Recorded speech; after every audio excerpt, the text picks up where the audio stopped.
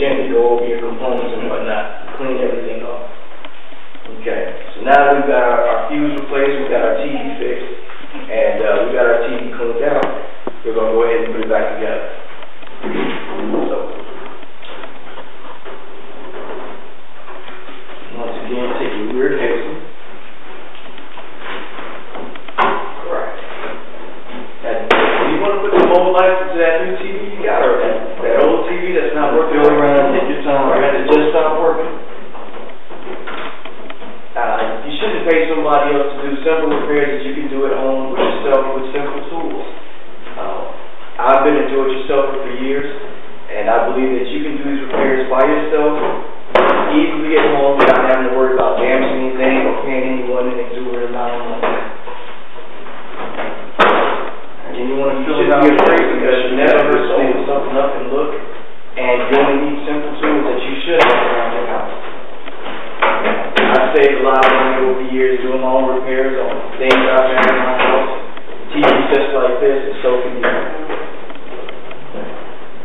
First thing you do is you find your workstation. You want to find a static-free workstation such as your kitchen or your garage or somewhere where there's no carpet because you don't want to build up enough static electricity where you're going to do damage to the internal component in the TV itself. For this project here, I have a Phillips screwdriver. Let's make sure you actually know those sliders.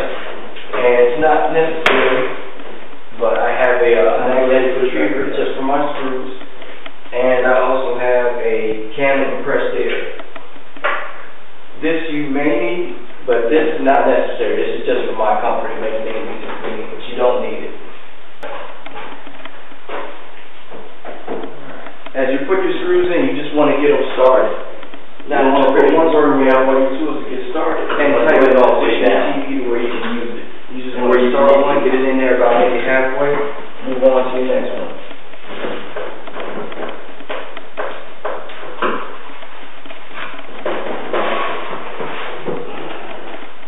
Now, for the demonstration, I'm going to leave my TV up like this. What you may want to do is put it face down so that you can easily get at the rear components. Next, first thing we're going to do is we're going to look for our screws. You're looking for the screws around the outer edge of the TV. I've already loosened those up, so I'm just going to go ahead and finish taking them out. It's also best to keep your workstation clean. When you've got a clean workstation, you're not going to end up getting things mixed up. You're not going to lose a screw. You're not going to misplace your tools.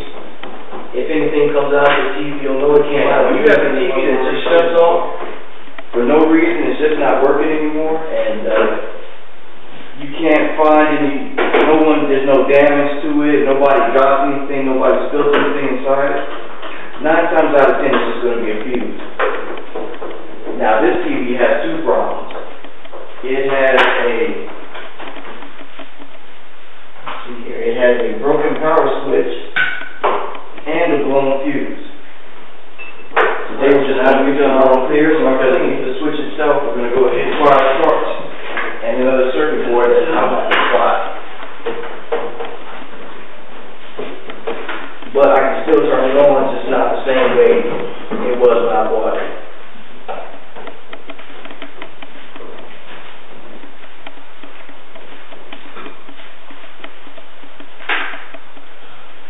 Alright, after you remove your screws, you're going to go ahead and take your rear panel off.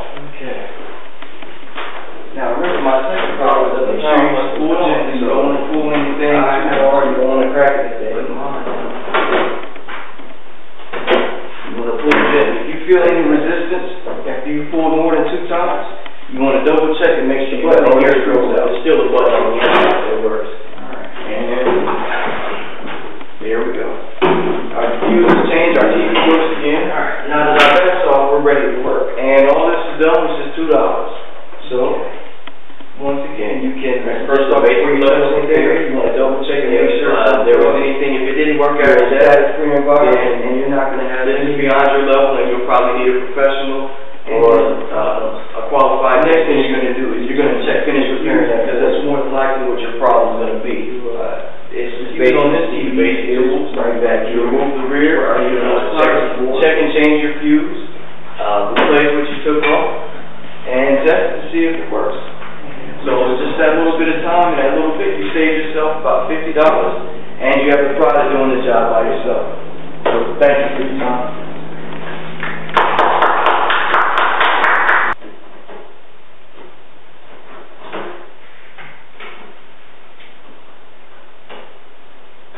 We're just going to take that fuse out. Okay, now what you want to do once you have your fuse is you want to check inside and see if there's any burnt or smoky color, or if the fuse, the filament itself, there should be a filament going from one end of the fuse to the other. If there isn't, that means it's broken. You want to take that fuse with you down to Radio Shack and have them match that up with a new one. They only cost about maybe $2 to $3, and it probably comes in a pack of 2. It doesn't cost much, and that's where you end up saving your money. Okay. We have our replacement fuse right here. So while we know where everything's going, we're just going to go ahead and we're going to put that back.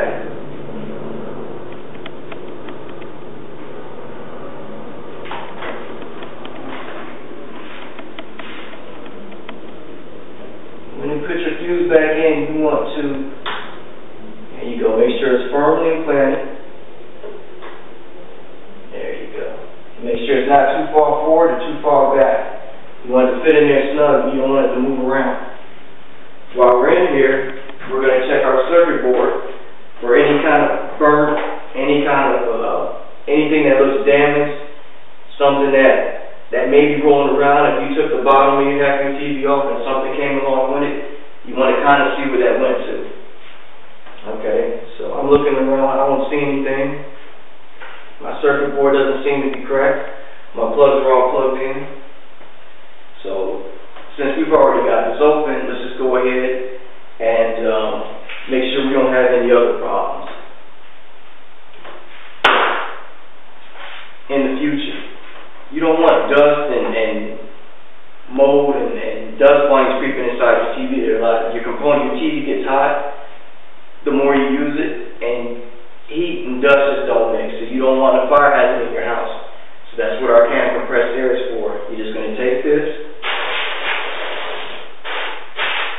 you're going to blow around the circuit board.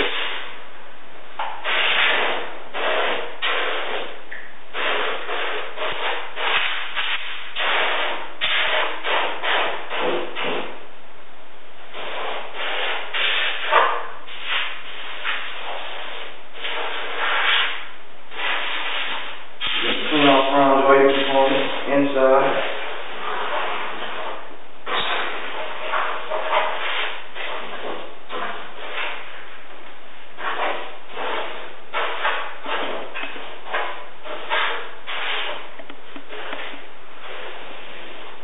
You can get a can about 3 times bigger than this at Walmart for about $5, and they come in handy for your keyboard, your cell phone, anything that gets touched a lot or where dust can creep into, your computer, your laptop keys, things like that.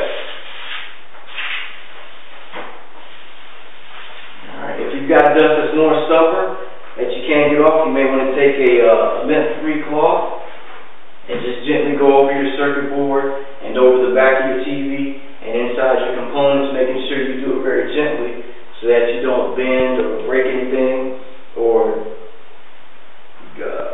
pull anything out or make anything loose. You just